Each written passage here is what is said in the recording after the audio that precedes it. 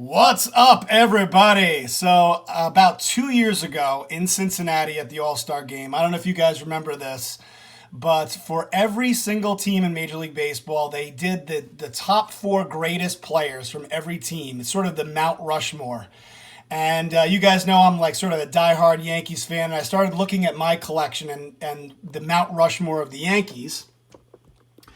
And you guys know that I have this beautiful Babe Ruth, and obviously he was voted in into the Mount Rushmore. He might be the Mount Rushmore of sports. Or he would definitely be in the Mount Rushmore of sports history. So I had that beautiful 33 Goudey of Ruth.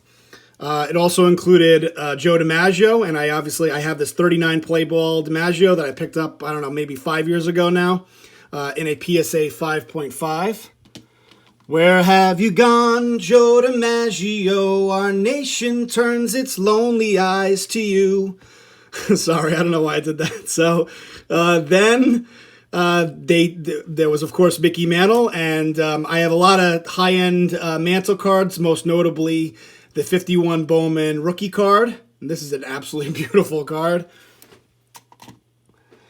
But then, number 4, to probably nobody's surprise, was the Iron Horse, Lou Gehrig. And this was, these insert cards were probably the best cards I had of Lou Gehrig.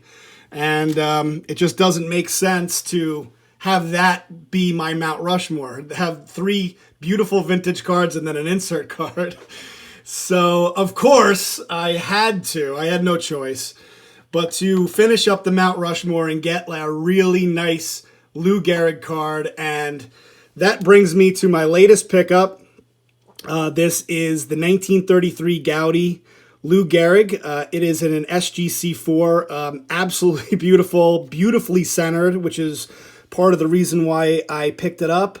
No creases, no indent marks. It's a little bit faded. The back, it reads nicely, but you can see it's a little bit faded, and the corners are a little rounded, but it is dead centered.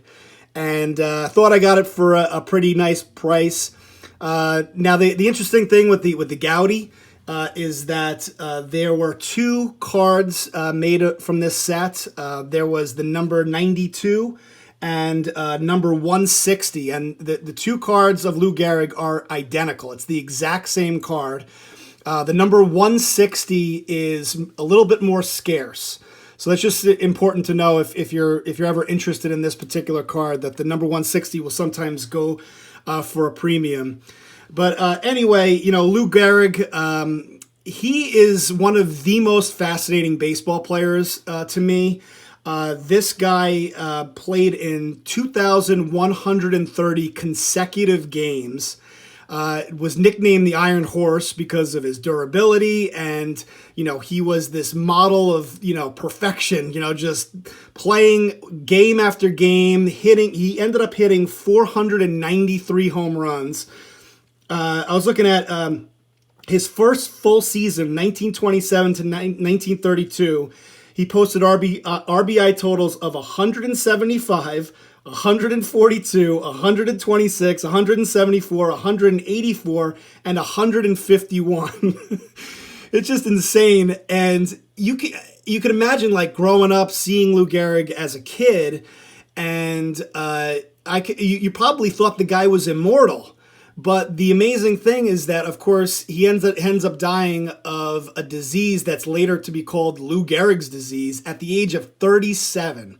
He passed away at the age of 37. I think he retired while he was 36 years old.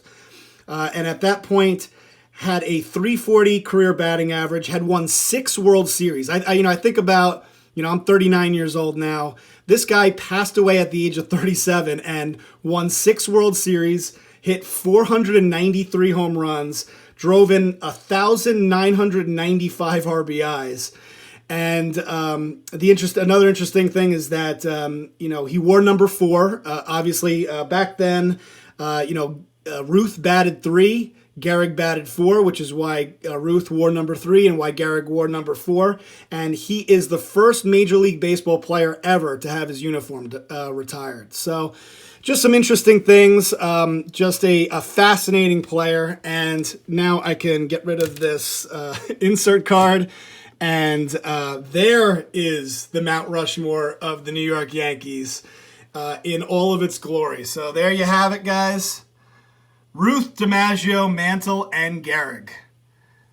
Just a beautiful, beautiful Mount Rushmore. Let me know what you guys think in the comments. Let me know what you think of the Gehrig. And that's, I think, all I got to say for now. Hopefully you guys enjoyed the video. I'll talk to you later.